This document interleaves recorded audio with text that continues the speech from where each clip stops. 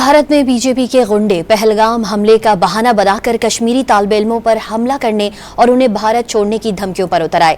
उत्तराखंड, उत्तर प्रदेश, हिमाचल प्रदेश और चंडीगढ़ में कश्मीरी तलबा को हिरासा किया गया, हॉस्टल के दरवाजे भी तोड़ डाले। पहलगाम हमले के बाद हिंदू इंतहा पसंद आपे से बाहर हो गए। भारत के अंदर कश्मीरियों को निशाने पर रख लिया। हिंदुत्व के गुंडों ने डंडों के हमरा कश्मीरियों के दुकानों पर धावा बोल दिया।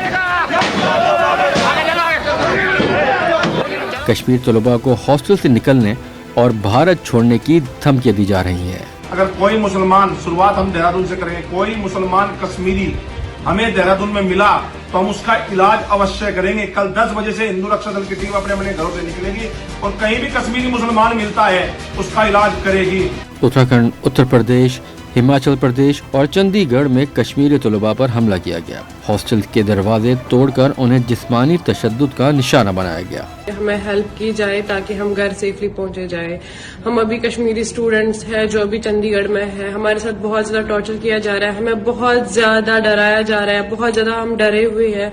हमारे पे लोकल्स गालियां दे रहे हैं, हमारे पे मतलब गंदे गंदे चीजें बोल रहे हैं हमारे पे, जो हमसे बियर नहीं हो पा रही है। कल से हम लोग भूखे बैठे हैं क्योंकि हमें बाहर नहीं दिया जा रहा है जाने। स्टेट का प्रधान होने के नाते मेरा फर्ज है कि जो इसके साथ हो रहा है वो आज मेरे को आपको बताते हुए एक शर्म आ रही है कि इसको दोषी बनाया जा रहा है कि तेरा कसूर है, तेरी गलती है जो वहां पर टेररिस्ट अटैक हुआ।